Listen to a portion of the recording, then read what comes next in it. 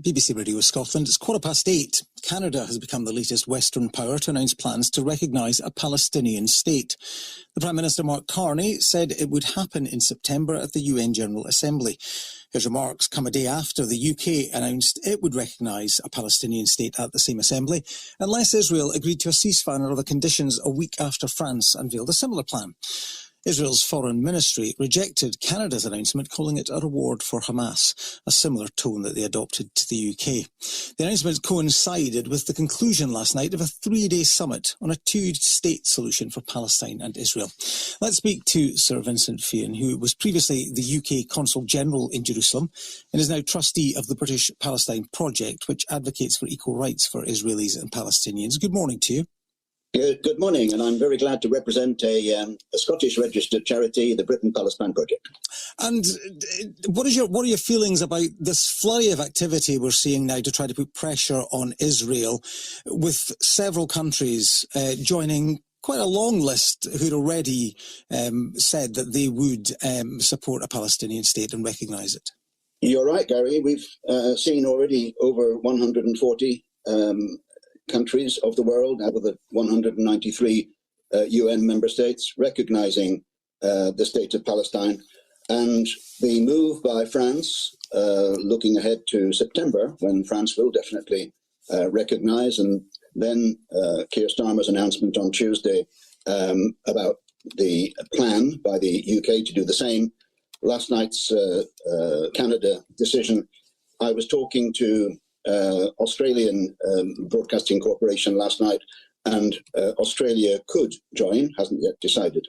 That's a kind of deliberate domino effect of diplomacy to not so much put pressure on Israel, because I think there are two distinct issues, Gary. One is the longer term prospects for Palestinian self-determination, and the crisis of the day, which is the ethnic cleansing going on and the starvation policy going on in Gaza, and the forced displacement of people in the West Bank. It does seem to be the crisis of the day that has actually moved Sir Keir Starmer particularly, because he's absolutely tied what he said to what is going on right this minute.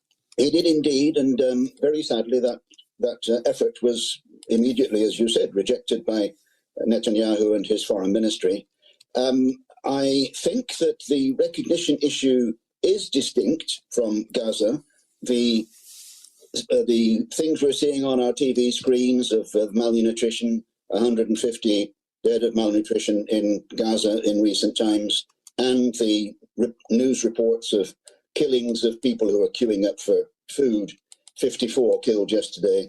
I was talking yesterday to the director of the Shifa hospital in Gaza City, and that's where 48 bodies were delivered. Too late for any treatment. Those two things are real. But those things are very painful. Obviously, you know, people are starving to death, quite literally, and yet that doesn't move Israel. So you have to ask, what difference would recognition of the Palestinian state by any of these nations actually make in terms of getting Israel to change direction? Yeah, that's why I say that there are two, in the end, distinct issues. I think, as you said, Keir Starmer did link them, and that hasn't worked with Netanyahu. The man who can deliver change, I hope, is Steve Witkoff. He's the US Special Envoy, who is in Israel and I think will visit Gaza today. We have to admit and agree that Donald Trump has influence in this matter in a way that other leaders do not seem to have. The Israeli government, which is very extreme, with Smotrich and Ben-Gvir, two Jewish supremacist ministers who've been banned from visiting the UK, that government listens to America and listens to the American Congress. And there are people in Congress, senators and Congress people, who are saying, we don't want to see pictures of dying and dead children on our screens. It isn't doing us any good. That's rather cynical, but it's true. And that impetus to Trump and his administration can deliver change in Gaza. We want that. We need that. I am sure that behind the scenes, the UK, France, Germany, other partners, Canada, Australia, are working on Israel. So far, it hasn't worked. There is a trickle of aid going in. It's not enough. And we have to keep trying and maybe have to up the ante by referring to the need for economic sanctions against Israel if this situation doesn't change. Talk to us about this. Talk to us about this two-state solution. I mean, many people will have heard this term being used and maybe don't fully understand. We're talking here about Israel and the Palestinian state coexisting side by side. But is the reality that the Palestinians are ready for a two-state solution at this stage? Mark Carney said Hamas has to have nothing to do with any elections coming up, certainly shouldn't be, in government if there is a Palestinian state. There are so many things to iron out here, aren't there? They take time, and you're right about the distinction between action now and action in September and beyond.